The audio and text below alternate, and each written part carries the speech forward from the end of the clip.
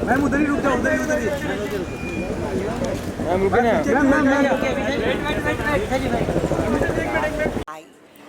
And one thing which I find it very interesting is that, Wi-Fi says that we can, we will. So all these young entrepreneurs who have not only set up their enterprise, but looking. ये दूसरा अवसर है जहाँ पर मैं किसी concept को लेकर एक और गाना लेकर आया हूँ। मैं अभी पहले आप लोगों को इंट्रोड्यूस करा दूँ। ये हमारे डायरेक्टर हैं इनायत शेख, ये हमारे क्रिएटिव डायरेक्टर हैं समित बंसल, ये लोगों को नचाने वाले पप्पू जी, और ये जो गाने को जिन्होंने बहुत ब्यूटीफुली लिखा है इसकी क्रेडिट देनी चाहिए इनको, दीपक त्रिपाठी को। ये हमारे जय हिंद अभियान से जुड़े हुए हैं, जिसका मकसद ही इन सारे क्रांतिकारियों को उनका दर्जा, जिसको हम कहते हैं शहीदों का दर्जा, दिलाने के लिए ये और इनके साथी गोपाल सिंह जी का आइए, इनके साथ मैं मिलकर हम देश के साथ, हम सरकार के साथ लड़ रहे हैं पिछले 10 साल 8-9 साल हो गए सर। मुझे हैरानी है, पिछली सरकार समझ में आता है, ये सरकार भी अगर ये पॉइंट नहीं समझती, ये क्रांतिकारियों जिन्होंने हमारे देश को आज़ाद करने में, ये माफ़ करना बार बार कहा जाता है, दे दी हमें आज़ादी बिना खड़ के बिना ढाल माए, सब ऐसा नहीं है। पितामह भीष्म ने भी कहा था, हमें स्वतंत्रता, हमें आज़ादी सस्ते दामों में नहीं मिली है पुत्र। तो मैं भी यही कहूँगा कि हमें ये जो आज़ादी मिली है 1947 में, इसमें इन सभी क्रांतिकारियों का योगदान था, इन्होंने खून बहाया है, और ये हम लड़ रहे हैं।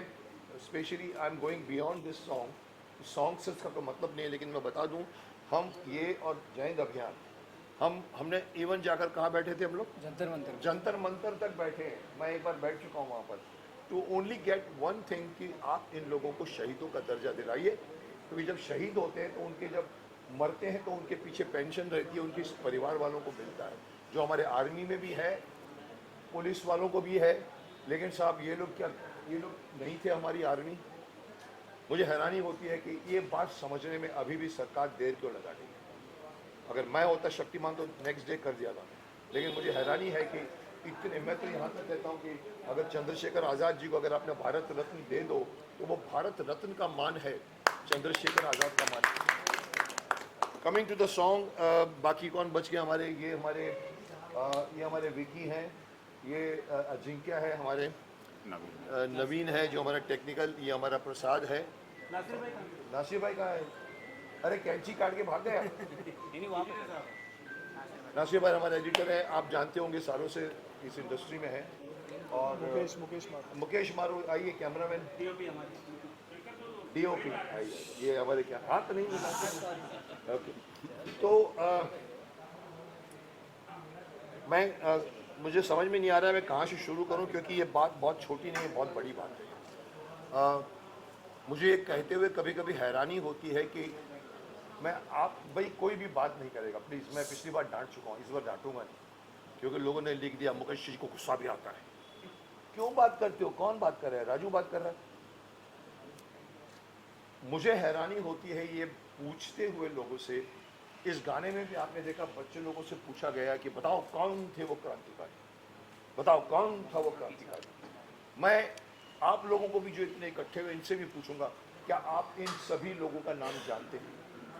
शायद नहीं, कहीं ना कहीं मैं समझता हूँ आप लोगों को कुछ नाम नहीं मालूम। मैं समझता हूँ, एक मैं आपको अगर छोटी सी बात बता दूँ तो आपको मेरी बात समझ में आएगी कि हम देश के कम से कम कुछ चंद लोगों को जानते हैं, जिनको हम ये कहते हैं कि ये हमारे देश के क्रांतिकारी हैं। कितने लोग जानते हैं? 10-15 कैलेंडर पर लाया, 10-15 लोग हैं। मैं आपको नाम गिनाता हूँ, आपको समझ में आएगा कि मैं क्या बोलना चाहता हूँ। कैलेंडर देना। हमारे यहाँ पर जाने पहचाने स्वतंत्रता सेनानी कौन कौन है, जो आप सब जानते होंगे। चंद्रशेखर आज़ाद, भगत सिंह, सुखदेव, राजगुरु, ऊधम सिंह, सुभाष चंद्र बोस, खुदीराम बोस, लाला लाजपत राय, राम प्रसाद बिस्मिल, वीर सावरकर। ये नाम आज कहीं न कहीं आपके कान में आए, और इतने ही, रखो मैं बाद में बताऊंगा, इतने ही लोगों को आप जानते हो। क्यों साहब, आपको क्या लगता है कि ये 15 लोगों की फौज थी जिन्होंने 47 के पहले छोटी सी उम्र में मर गए। नहीं साहब, इसके अलावा मैं आपको बता दूं, इसके अलावा मैं आपको कुछ नाम गिनाता हूं, शायद आपने कभी सुने भी नहीं होंगे नाम। नीरा आर्या, बाबू गेनू, विष्णु पिंगले, अनंत कान्हरे, तुर्रम खान। हमने पिछले बार तुर्रम खान को दिखाया था। लोग बोलते अरे क्या तुर्रम खान बन रहा है तू यार। तुर्रम खान एक्चुअली सिर्फ यूज होता था, पर साहब हैदराबाद के क्रांतिकारी थे वो। तुर्रम खान, वीर गोकुल सिंह जाट, वीर भाई कोतवाल, कब सुना आपने नाम? बाबू शिव प्रसाद गुप्ता, रानी चेन्नम्मा, पृथ्वी सिंह आज़ाद, राजा महेंद्र प्रताप, चित्तू पांडे, तेलंगा खड़िया, भगवान दास माहौर, वारिंद्र घोष, संगोली रायना। ये चंद नाम मैं आपको गिना रहा हूँ, पर आपको बता दूं कि लिस्ट बहुत बड़ी है साहब। ये देखिए, हम लोगों ने ये हमारा जैन अभियान की तरफ से ये हमारा सालाना कैलेंडर निकलता है साहब। इस कैलेंडर को अगर आप देखोगे तो 365 दिन होते हैं सर। ये 365 आपको क्रांतिकारी मिलेंगे जिनके अंदर या तो किसी का उनका मरण दिन है, जिस दिन किसी दिन उनका जन्मदिन है। ऐसे 365 को लेकर हमने ये कैलेंडर बनाया है जो हर जगह पर आपका होगा। यानी मेरा कहने का सिर्फ यही मतलब है, 365 है साहब, और हम जानते हैं 8-10। तो इस गाने का मकसद सिर्फ यही है कि वो 365 के ऊपर और भी कितने, more than 7,000। More than 7,000। Can you imagine? शर्म आनी चाहिए हमको। उन 7,000 लोगों ने किसके लिए जान दी? अपने लिए, अपने घर वालों को कुछ फ़ायदा मिलता है। आज तो देखिए इलेक्शन लड़ते हैं, सिर्फ एक ही मकसद होता है पैसा कहाँ से कमाया जाए, घर में क्या है, बिजनेस बने। सब उन लोगों ने अंग्रेज़ों के खिलाफ भिड़ गए थे, और इतने क्रांतिकारियों को नहीं जानते थे लोग, और नहीं जानते हैं। ये बात मुझे बहुत टाइम से खल रही थी, तो मैंने और हम लोगों ने बैठ के गाना बनाया। ये आज़ादी के एक अंताक्षरी बनाई, इन्होंने बहुत अच्छा लिखा है। और मैं आपको बता दूँ, ये यहाँ कहानी ख़त्म नहीं होने वाली है। नंबर 2 सॉन्ग है, नंबर 3 आएगा, 4 आएगा, 5 आएगा, 10 आएगा, 15 आएगा, 20 आएगा। I will try to release every 2 months one पहली song, and there we will be able to come to a stage जहाँ शायद ये बच्चे भी नहीं बोल पाएंगे, जहाँ पर फिर मैं बताऊँगा, या गंगाधर बताएगा, या शक्तिमान बताएगा, या कोई और आके बताएगा। बट साहब ये बहुत इम्पोर्टेंट गाना है। मैं आपको अभी देखो, कुछ दिनों पहले मेरे गुजरात में विश्व गुरु रिलीज, मेरी गुजराती पहली एंट्री है, और 5 सालों के बाद मैंने एक फिल्म की। लोग बोलते किधर है आप। विश्व गुरु का भी यही मकसद है आज के, उसके अंदर भी एक बहुत बड़ा मैसेज है। आज के यूथ को बाहर के ऑर्गेनाइजेशन बर्बाद कर रही है, गंदे कंटेंट्स डालकर, ड्रग्स डालकर, और खेती ख़राब कर रहे हैं, दवाइयाँ ख़राब कर रहे हैं, और उसके खिलाफ मुझे बुलाया जाता है सेंटर से, और मैं वहाँ पर कश्यप बन के मैं उस फिल्म में हूँ।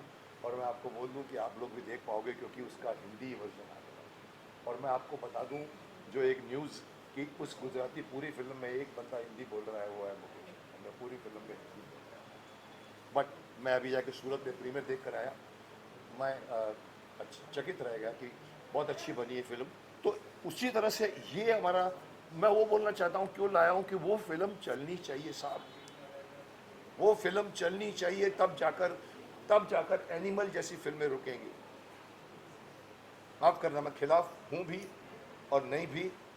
लोग कहते हैं सर 500 करोड़ कमा लिया, कोई कहता है सर इतने करोड़, पैसे से क्या होता है साहब। 500 करोड़ आपने कमा लिए साहब, आप 70 करोड़ लोगों के यूथ को आप बिगाड़ रहे हैं। पैसे तो आपने कमा लिए, लेकिन आपको मैं बता दूं कि अगर मैसेज गलत जाता है, नेवर क्रेडिट एनी फिल्म जिसने पैसे कमा लिए। लोग मुझे बोलते हैं अरे साहब आप उसके खिलाफ क्यों हैं, उसकी टीआरपी बहुत बड़ी है सर, करोड़ों लोग देखते हैं। मैंने कहा लेकिन फिर भी गलत है। मैं यही बोलना चाहता हूँ कि एनिमल जैसी फिल्में जो गलत संदेश देती है, और भी कितने फिल्में मैं नहीं गिनाऊंगा नाम, लेकिन ऐसी फिल्में बनना, या हमारे धर्म को बखौल उड़ाते हैं। हम हनुमान जी को टपोरी डायलॉग बोलवा लेते हैं, मूछ लगाकर राम को लाते हैं, हिंदू धर्म का मजाक उड़ाते हैं, शंकर जी को बाथरूम में पीके में लेके मजाक बना। नहीं सही तो सिर्फ एक्टर था। अरे साहब ऐसा नहीं है, अरे साहब हम अभिव्यक्ति की आज़ादी है। मैंने कहा बाय फुट अभिव्यक्ति की आज़ाद है, तो करके दिखाओ ना मुस्लिमों के खिलाफ, करके दिखाओ सिखों के खिलाफ, करके दिखाओ क्रिश्चियन के खिलाफ, तलवारें निकल आएंगी। ये हिंदू धर्म है जो चुप बैठता है, मेरे से आदमी बोल जाता है, मतलब बोलेगा Mukesh ji tank tank tank करेगा, आपस में बातें होगी, संधि हो जाएगी 5,000 करोड़ का, 500 करोड़ का, 5 करोड़ का पब्लिसिटी। तो रोकना पड़ेगा ऐसे प्रोड्यूसरों को। मुझे शर्म आती है कि वो लोग मुस्लिम नहीं हैं, किसी और धर्म के नहीं हैं, हमारे हिंदू धर्म के होकर हिंदू धर्म के खिलाफ बनाते हैं। तो मकसद क्या होगा? सिर्फ पैसा कमाना, टीआरपी, कमर्शियल एंगल। साहब उनको कैसे सेंसर पास कर देती है? आदि पुरुष को कैसे पास किया गया जो बाद में सब लोग आप खड़े हो गए, अरे ऐसा नहीं है साहब, ऐसा नहीं है साहब। महाभारत को भी चेंज कर दिया था। एकता कपूर ने, मैं खड़ा हो गया था, मैंने कहा एकता कपूर तुमने महाभारत का सत्यानाश कर दिया। What I am trying to say today is that the song like this should be encouraged. आप लोगों को, सब लोगों को इसको वायरल बनाना चाहिए, ताकि देश की नहीं गांव के अंदर के बच्चों को भी मालूम पड़े कि हमारे क्रांतिकारियों का नाम क्या है। ये मेरा एक छोटा सा प्रयास है। मैं कभी कभी, मुझे कभी कभी नहीं बोलना चाहिए, बट आर्नब जैसे लोग बोल जाते हैं मेरे को बिठा के, अरे मुकेश जी आप बोलते हैं, इनकी इंडस्ट्री से कोई नहीं बोलता। साहब मुझे हैरानी है, बोलिए साहब, मेरा साथ दीजिए। इस तरह की पैट्रियोटिक फिल्में बनाइए, मकसद की फिल्में बनाइए। हर फिल्म के अंदर एक मैसेज होना चाहिए, नेगेटिव नहीं, पॉजिटिव। कहीं ना कहीं मैं चाहता हूँ कि ये और मैं सिर्फ आपसे पूछना चाहूँगा कि आप लोगों की राय, आप लोगों को कैसे लगा? पिछला आपने पहला देखा था, अब ये दूसरा। हमने इसमें बहुत मेहनत की। पिछली बार तो हम फटाफट आए थे, करके निकल गए थे। मैं सिर्फ पूछूंगा आप लोगों से, आप ज़ोर से आवाज़ से बोलिए, आप लोगों को कैसा लगा? गुड। आई एम जी। अरे कहीं ना कहीं देखिए वो गंगाधर करता है, ऐसे टिंग करेगा तुम्हारा फ़ोन बंद हो जाएगा। तो हमने इसमें अच्छे स्पेशल इफेक्ट्स यूज़ किए। मैं तारीफ़ करूंगा हमारे टेक्निकल टीम से, उन्होंने बहुत मेहनत की है। It took about 21 days to complete the editing of this. कहाँ है एडिटर साहब? एडिटर साहब उधर गए। नासिर भाई, नासिर भाई नहीं, अब वो उनको चाहे जाना हो तो जाने दीजिए, पर देखिए हमने 21 दिन एडिटिंग की है। हमने AI यूज़ किया है, इसमें स्पेशल इफेक्ट्स डाले गए हैं। 10 बार मैंने चेंज करवाए, नहीं ये पसंद नहीं है, इसको उधर करो, नहीं ये पसंद नहीं है, ये हटाओ, वो हटाओ, और तब जाकर ये गाना हमारा रिकॉर्ड हुआ था शायद, या शूट हुआ था जनवरी एंड मैंने 4 महीने पहले शूट हुआ। I could have release because मेरे पैसे खर्च हुए थे, लेकिन साहब मैं बेस्ट चाहता था, और मुझे भी खुशी है कि ये गाना अच्छा बना, टेक्निकल अच्छा, क्योंकि आज टेक्निकल को एस्पेक्ट को नकारा नहीं जा सकता। सो कुछ दीपक त्रिपाठी तो खैर वही बात बोलेंगे जो मैं बोल चुका हूँ, क्योंकि वो तो हम जय अभियान की बात कर रहे हैं। आप लोगों को अगर और कोई बात अगर रहेगी हो तो कोई योद्धा अगर तीर चलाना चाहता हो तो चला सकता, कोई है आप? एक बात पूछना था मुझे, अच्छे गाने को लोग रील नहीं बनाते हैं, कुछ गंदे गाने होते हैं ज़्यादातर बच्चे लोग रील बनाते हैं। जिस तरह आपके गाने से प्यारे साफ सुथरे फैमिली वाला गाने हैं, इस पर आपको लगता है कि बच्चे लोग जल्दी अट्रैक्शन होगा, गंदी गाना है जल्दी रील बनाते हैं, तो क्या बोलना? सर मैं कड़वा इंसान हूँ, मुझे मालूम है। लोग मेरे को बोलते हैं मुकेश जी बहुत बेबाक है। मैं अंधे को अंधा भी बोल सकता हूँ, काने को काना भी, पॉलिटिशियन नहीं बोलते। आइए नासिर भाई, क्या आपको अपनी एडिटिंग पे ये था कि आप भाग गए? आइए, सब हम तारीफ कर रहे हैं आपकी। तो ये हमारे नासिर हकीम अंसारी जी हैं, जो शक्तिमान के एडिटर से लेकर आर्यमान से लेकर सौतेला से लेकर 25 सालों से मेरे साथ जुड़े हुए हैं। और ये इनायत शेख भी जो है मेरे साथ, जिसने डायरेक्ट किया, ये भी एक, मैं बता दूं अंदर की बात, मेरे को जब मेरी फिल्में महाभारत के बाद में एज ए हीरो थी 15 फिल्में, उसमें ये मेकअप मैन, बता सकता मेकअप मैन से डायरेक्टर बनाया साहब। प्रकाश मेहरा से लेकर बड़े बड़े डायरेक्टरों के साथ, मुकुल आनंद के साथ में लेकर राक्षस रोकेश के साथ में असिस्टेंट करके फिल्म करके, इसको मैंने बुलाया चल तू दिमाग लगा। और इन्होंने, इनकी टीम ने मिलकर, सब लोगों ने मिलकर, 3-4 लोगों ने मिलकर, इवन जैसे हमारे क्रिएटिव डायरेक्टर हैं समित बंसल, ये इन लोगों ने दिमाग लगा के इस गाने को नया रूप दिया। तो मैं जो पॉइंट बताने जा, कौन से पॉइंट का मतलब है में कि ये कि रील, हाँ सर, मैं आपको बोलूँगा, आपको बुरा लगेगा कि नहीं मुझे मालूम नहीं, लोगों को बुरा लगेगा सर। ये सोशल मीडिया ने हमारे यूथ के मोरल की ऐसी की तैसी कर दिया। ना वो बाप की सुनते हैं, ना माँ की सुनते हैं, ना बेटे, ना अपने गुरु की सुनते हैं, ना भाई की, ना बहन की। वो सिर्फ और सिर्फ सुनते हैं विकीपीडिया की। उनके पेट में दर्द होता है तो फ़ोन को उठा के पूछते हैं, मेरे पेट में दर्द हो रहा है, क्या करूँ मैं? वो बोलता है इनो खा लो, इनो। अच्छा इनो खाए साहब, ये है हमारा बहुत। हमारे बच्चे, माफ़ करना, बीच में तो एक इंसिडेंट उठा था जिसमें मैं भी इन्वॉल्व था, मेरे को भी कुछ सुनना पड़ा उनकी तरफ से। सर वो संजीवनी पहाड़ कौन किसके लिए लाया था भूल गए, आपने देखा, मैं आगे रिपीट नहीं करता बिकॉज मुझे लोग बोलते हैं कि, पर मैं बता दूं साहब, एक ऐसा वक्त आएगा जब ये लड़का मोबाइल में फिल्म देखेगा, एआई का काम सुनेगा, अपनी गर्लफ्रेंड को लाकर बीच पे जाके पूरी फिल्म देखेगा, वो साहब अपने दादा दादी का नाम नहीं लेगा। आप उसको पूछेंगे, अरे तेरे फादर का नाम क्या है? अरे वो हुक्मचंद। अच्छा, तेरे दादा का नाम क्या है? गर्लफ्रेंड को पूछिए क्या है मेरे दादा का नाम? सर ये सिचुएशन आने वाली है, इसीलिए बंद करिए सोशल मीडिया। मैंने अपने अभी युग पुरुष में मैं 9 दिन प्रमोशन किया है गुजरात, 9 दिन जिंदगी में पहली बार किसी फिल्म का। वहाँ पर मैं 10 जगह बोल गया हूँ। मैंने कहा देखो गलती से अगर मैं प्राइम मिनिस्टर बन गया तो बना दो आप मुझे, जो मैं बनूंगा साहब, मैं क्या करूँगा, आप सब लोगों के मोबाइल फोन छीन लूँगा। जाओ ग्राउंड फोन से 2520 साहब, हम जीते थे। आज ये फोन सबसे, अगर मैं शक्तिमान का पहला विलन आपको बताऊं, जैसे उसमें किल्विश कपाला था, शक्तिमान नहीं आएगी, उसका पहला विलन होगा mobile. It has become absolutely, मैं कहता हूँ एब्सोल्युटली आपके माइंड को डिस्ट्रैक्ट करने वाला। आप खाना खा रहे होते हो और टिंग टिंग बजती है, व्हाट्सएप में किसी ने कुछ एक छोटी सी बात पूछी है, आप चम्मच रखते हो और उसको पहले जवाब देते हो। क्यों भाई, वो वेट करेगा नहीं साहब, इतना है, इतना टेम्पटेशन वाला आदमी। इवन मैं भी कभी कभी रोक के जवाब देता हूँ, पर ये साहब इसने आपके माइंड की 65% से ज़्यादा दिमाग का आयाम छीन लिया। राजकुमार साहब का एक छोटी सी इंसिडेंट बताऊंगा, शायद आपको थोड़ा सा ये बहुत सीरियस टॉपिक में कुछ लगेगा। राजकुमार साहब के साथ मैं घर सौदागर सौदागर में दिलीप साहब वहाँ बैठते थे, राजकुमार वहाँ बैठते थे, मैं यहाँ बैठता हूँ, और फिर हम लोग शॉर्ट की वेट करें और मैंने देखा राजकुमार साहब नया फ़ोन आया था, 2 इंच दूर करके बात करते थे, उसको बोल दो, फिर फ़ोन बंद, फिर उसके बाद दूसरी बात 2 मिनट में फिर उठा देते, फ़ोन ऑन कर देते, फिर बात करते थे, फिर बंद कर देते, फिर रख देते थे।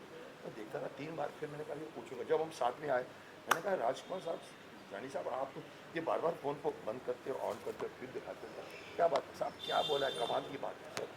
वो आदमी को तो कहानियाँ पड़ी है राजकुमार साहब की, जानी सर। उन्होंने कहा पता क्या कहा, जानी ये फ़ोन हमारे इस्तेमाल के लिए है, दूसरों के लिए नहीं है। Can you do this today? आप दूसरों की वेट करते हो।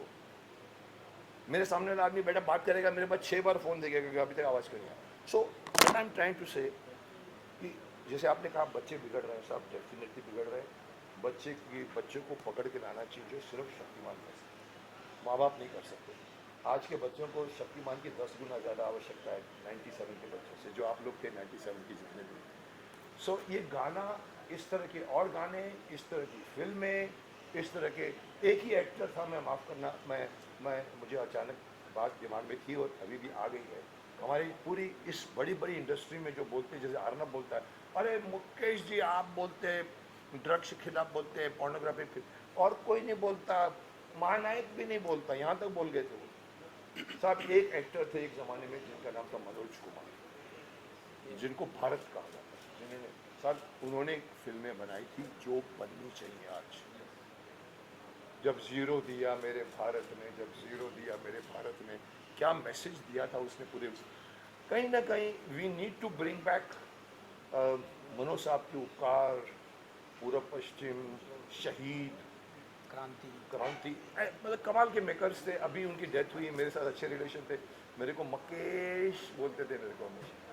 साहब मैं अंत में यही कहूँगा कि you people should discourage badly made film with badly motive, with जानबूझ के गंदी चीज़ें डाली गई हैं। मुझे एक प्रोड्यूसर ने कहा था, सर हम वही बनाते हैं जो लोग देखना चाहते हैं। मैंने कहा साहब नहीं, लोग वो देखते हैं इसलिए कि आप दे रहे हो, आप नहीं दोगे तो वो नहीं देखेंगे। So it's up to you to have guts. वो बनाओ जो उनको बोलो आके देखो। जो मैं शक्तिमान को कहता हूँ, बच्चे को पकड़ेगा इधर बिठाएगा, बैठ। देश का हमारा ये परंपरा। सो आपके सवाल का जवाब मैंने बहुत बड़ा दे दिया। और कोई मुकेश जी, जब भी गाना बनता है, बनती है, तो पहले कौन होंगे, तो सेकंड कौन होंगे, थर्ड कौन होंगे, तो पहली पूछनी होती है। पहली ना, हाँ, तो पहले में पहले कौन होंगे, सेकंड ये डिसाइड दीपक डिसाइड कौन त्रिपाठी करता है ये? ये डिसाइड करता है। ये मेरे पास गाना देता है, मैं ऊपर नीचे करता हूँ। कभी कभी मैं भी बोलता हूँ कि नहीं इसके अंदर वो, इसके अंदर नहीं।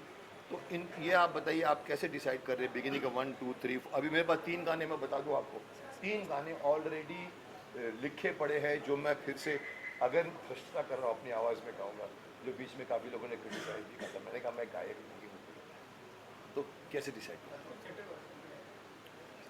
इसका सीक्वेंस जनरली ऐसे बनाते हैं कि पहले ऐसे नाम का इस्तेमाल करते हैं जिसे सामान्य लोग जानते हों, जिसे पब्लिक जानती हो और पूरे देश के लोग लगभग जानते हो। कुछ नाम ऐसे होते हैं जो राज्य स्तर पे सीमित हो चुके हैं, जबकि उन्होंने काम देश के लिए किए हैं। जैसे आप बिरसा मुंडा, जैसे बिरसा मुंडा, बिहार के लिए। जैसे तेलंगा खड़िया, जैसे आप नाम लीजिए बाजी राउत, जैसे सावरकर जी। अब सावरकर जी को लगभग महाराष्ट्र तक सीमित करने का प्रयास है, जबकि ऐसा नहीं है। उन्होंने इस देश को आज़ाद करने के लिए लड़ाई लड़ी है।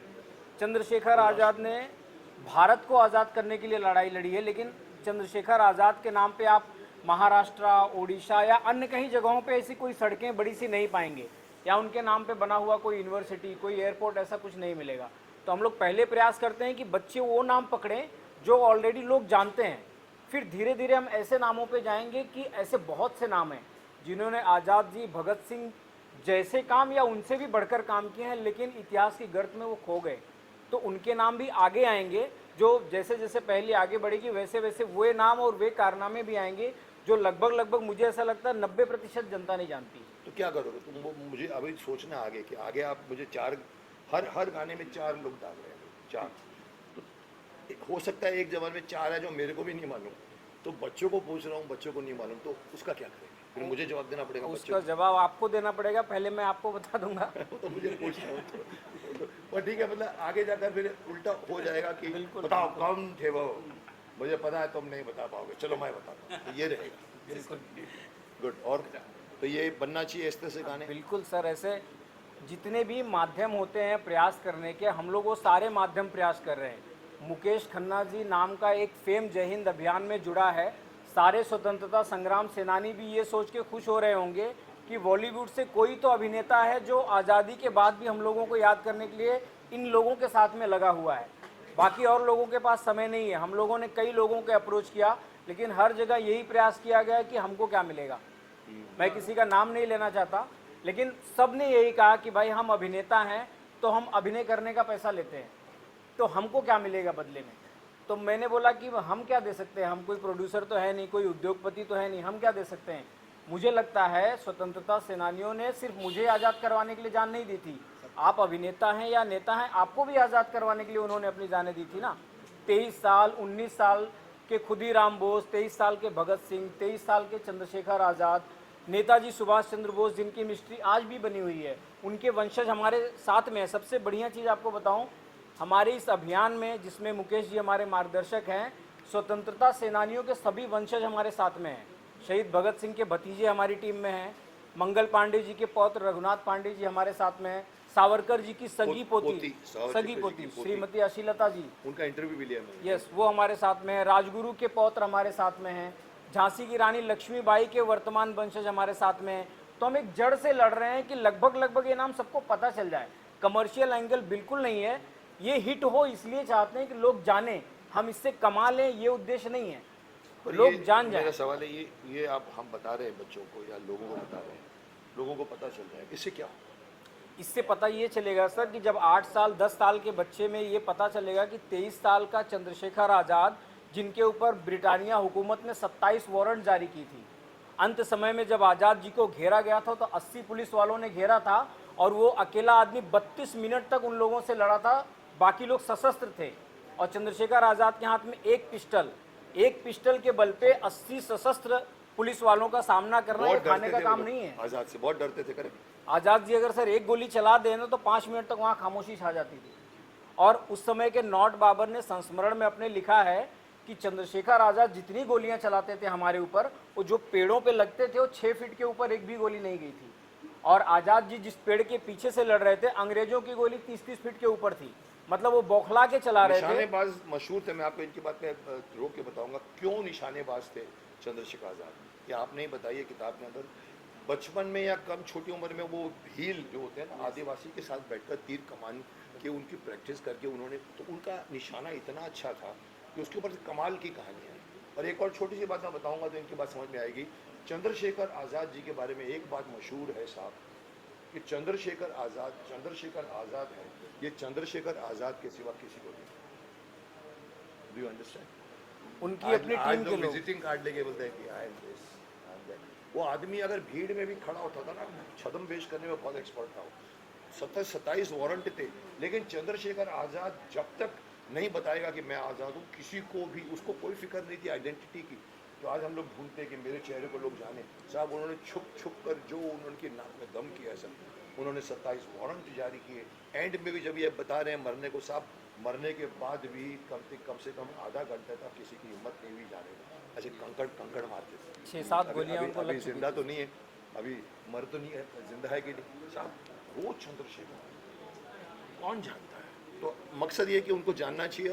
पर जानने से ज़्यादा तुमने एक अच्छी बात बोली कि लोगों के अंदर एक थोड़ी सी प्रेरणा चाहिए। हीरो किसको कहते हैं, कि हीरो किसको बोलते हैं। ये सब हमारे आजकल के जो पठान और दुनिया भर के सब जो फिल्में बनाते हैं वो हीरो हैं। माफ़ करना, हीरो सही मायने में, शक्तिमान सब सही मायने में ये लोग, हम नहीं, शक्तिमान हम नहीं, शक्तिमान ये लोग। अब हमारे हीरोज़ में सर उस धर्म का कोई आड़ नहीं है। तुर्रम खान भी हमारे हीरो हैं, अशफाकुल्ला खान हमारे हीरो हैं। सवाल ये उठता है कि ये जिनका हेरोइक कैरेक्टर था उनको आप दिखाओ तो सही, बनाओ फिल्में, लोगों के सामने लाओ तो सही।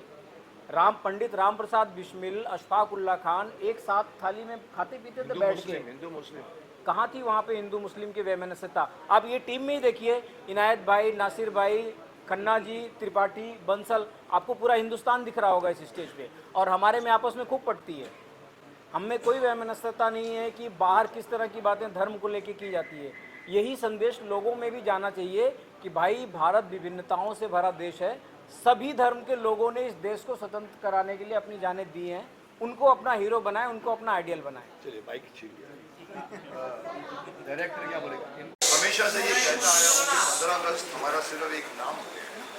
15 अगस्त में हम सिर्फ झंडा वंदन करते हैं, लाल किले से खड़े होकर मोदी जी हुए या वाजपेयी जी हुए या नेहरू जी हुए भाषण देते हैं, और उसके बाद में 15 अगस्त के बाद 16 अगस्त हो जाता है। सर हमारी राष्ट्रभक्ति देशभक्ति नहीं जाती। ये सिर्फ जैसे 26 जनवरी में परेड होती है, 15 अगस्त में सिर्फ एक झंडा फहराया जाता है, झंडे का परेड लोग आते हैं, गाना भी गाते हैं उनके लिए। और मैं ये बोलना चाहता हूँ कि कहीं ना कहीं 15 अगस्त की अहमियत को समझिए। ये वो दिन है जहाँ हम आज़ाद हुए थे। इसीलिए अगर हम जब 15 अगस्त का जब हम जश्न मनाते हैं तो उसके साथ में थोड़ा सा जज्बा लीजिए कि मैं भी उस भीड़ का हिस्सा हूँ जिसको आज़ाद करने में कितने लोगों ने अपनी जान गंवाई थी। मुझे कदर करनी चाहिए और मुझे देशभक्ति जगानी चाहिए। माफ़ करना, मैं ओपनली बोल चुका हूँ, हमारे देश में 2 चीज़ों की कमी हो गई। एक है देशभक्ति। आप बोलो ना बोलो, देशभक्ति की कमी हो गई है। सब रोटी कपड़ा मकान में कमी से। और दूसरी बात अगर मैं बोलूँगा तो कड़वी लगेगी, दूसरी चीज़ जो कम होती है वो है ईमान, ऑनेस्ट। कोई भी धंधा, कोई भी काम ईमानदारी से करो। ये दोनों चीज़ों में सुधार की आवश्यकता है। आप कैनेडी का वो डायलॉग याद रखिए जिसमें उसने कहा था कि don't ask what country can give you, say what you can give to us. अब आप अपने देश को क्या देंगे ये सोचिए। हम डिमांड करते हैं, अरे पेट्रोल का भाव बढ़ गया है, अरे वो कम है। साहब आप क्या कर रहे हैं? साहब आप इंजॉय कर रहे हैं स्वतंत्रता को जो सस्ते दामों में नहीं मिली है। तो 15 अगस्त जब आवे, मैं चाहूँगा कि आप लोग सिर्फ झंडा मत फहराइए, साथ में ये भी कोशिश कीजिए कि उसकी अहमियत को समझिए और कम से कम 15 अगस्त से अगले 15 अगस्त तक देशभक्ति को जगा के रखिए। फिर एक और 15 अगस्त आएगा। Thank you sir.